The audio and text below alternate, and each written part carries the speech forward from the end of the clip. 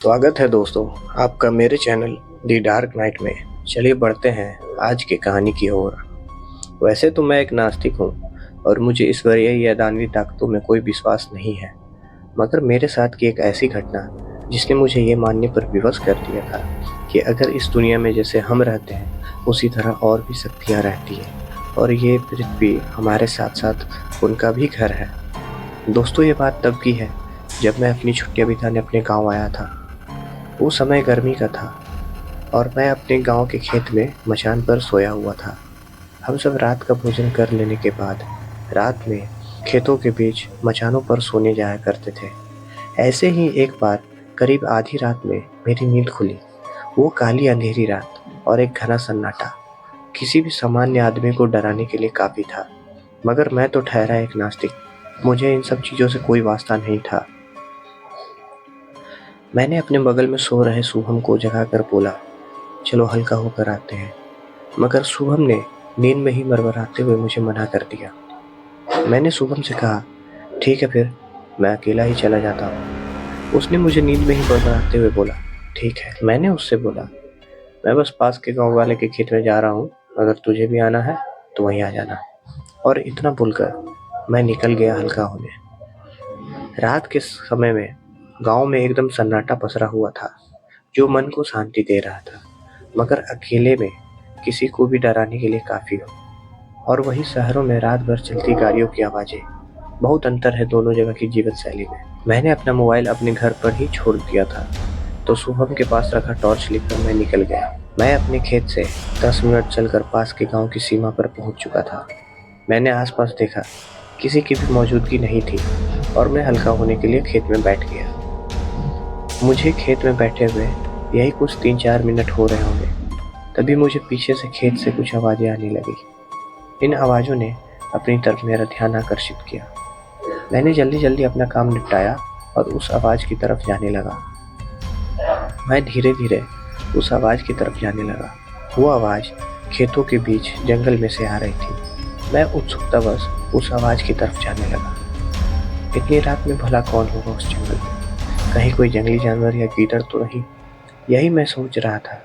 पहले तो मैंने फैसला किया कि यहाँ से बचकर चला जाता हूँ, मगर पता नहीं मुझे क्या हुआ कि मेरे कदम धीरे धीरे उस जंगल की तरफ जाने लगे। मैं दबे कदमों के साथ छुपते छिपाते खेत से उस जंगल की सीमा के अंदर चला गया और वहाँ मैंने एक पेड़ के पीछे से छुपकर जो नज़ारा देखा, उसे देखकर मेरी रूह कांप गई। मैंने वहाँ देखा कि एक औरत जो किसी चुड़ैल की भांति प्रतीत हो रही थी, वो शायद किसी जानवर के कच्चे मांस को बड़ी ही बेदर्दी के साथ चबा रही थी। उसे देखकर मेरी सांसें तेज हो गई थी। मैं अपनी ज़िंदगी में पहली बार इस तरह का दृश्य देख रहा था और उस दिन मुझे ये एहसास हो गया था कि इस धरती पर हम लोग अकेले नहीं रहते। ये पृथ्वी हमारे अलावा और भी कई तत्वों का घर है। मैंने तुरंत ही उस जगह से वापस अपने खेत के लिए जाने लगा। मैं सहमा हुआ तेज़ कदमों के साथ भागने लगा और यही मेरी सबसे बड़ी गलती हो गई। मैं तेज़ तेज़ भाग रहा था कि मेरे पैरों के नीचे एक बड़ी लकड़ी का टुकड़ा आ गया, जिसके चलते मैं वहीं ज़मीन पर गिर गया। मैंने जैसे तैसे खुद को संभाला। मेरे हाथ से मेरा टॉर्च भी गिर गया था और जल्दबाजी में मैंने टॉर्च उठाया भी नहीं और भागने लगा। मैं अंदर से इतना डर गया था कि मैं रात के अंधेरे में भागते भागते अपने खेत जाने तक का रास्ता भी भूल से कहीं पीछे छोड़ आया। मैं उस रात के अंधेरे में खो सा गया था। उस अमावस की रात आसपास की चीज़ें तनिक भी दिखाई नहीं पड़ रही थी।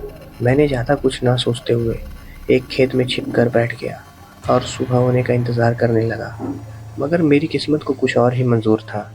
मैं छिप कर खेत के फसलों के बीच बैठा ही था कि तभी वहाँ कुछ सरसराहट होने लगी। जैसे जैसे वो सरसराहट की आवाज़ें मेरी तरफ पड़ रही थी, वैसे वैसे मेरी सांसें भी तेज हो रही थी। मुझे फसलों के बीच में से 2 चमकदार आंखें दिखाई दे रही थी और वो मेरी तरफ ही बढ़े जा रही थी।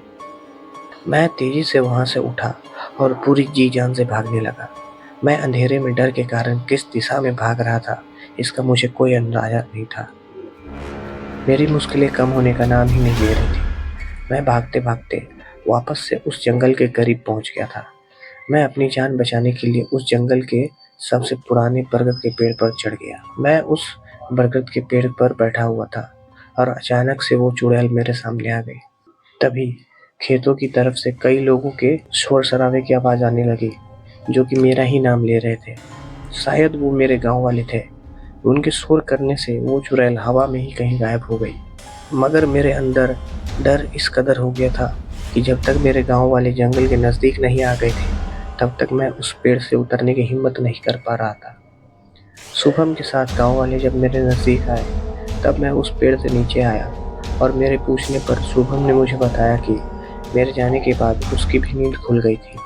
वो लघु शंका करने के बाद मेरा इंतज़ार करने लगा, लेकिन कुछ देर इंतज़ार करने के बाद जब मैं नहीं आया, तब उसे याद आया कि मैंने उसे पास वाली गाँव के खेत में जाने की बात बोलकर आया था और मौके की नज़ाकत को समझते हुए उसने तुरंत गाँव के कुछ लोगों को सारी बातें बताई और वे सभी मिलकर मुझे खोजते हुए इस जंगल की तरफ आए, क्योंकि ऐसे ही पिछली पूर्णिमा की रात को दूसरे गाँव का एक व्यक्ति लापता हो गया था और उस व्यक्ति की लाश के कुछ अंश इस जंगल में सुबह में गाँव वालों को मिली थी।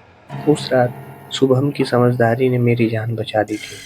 उसके बाद से मैं भी उस खेत के नज़दीक कभी नहीं गया और मुझे भी इन सब चीज़ों पर कहीं न कहीं विश्वास होने लग गया था, क्योंकि वो एक घटना काफ़ी थी मुझे इस बात का एहसास करवाने के लिए कि मेरे चाहने या ना चाहने से इन बातों को झुठलाया नहीं जा सकता।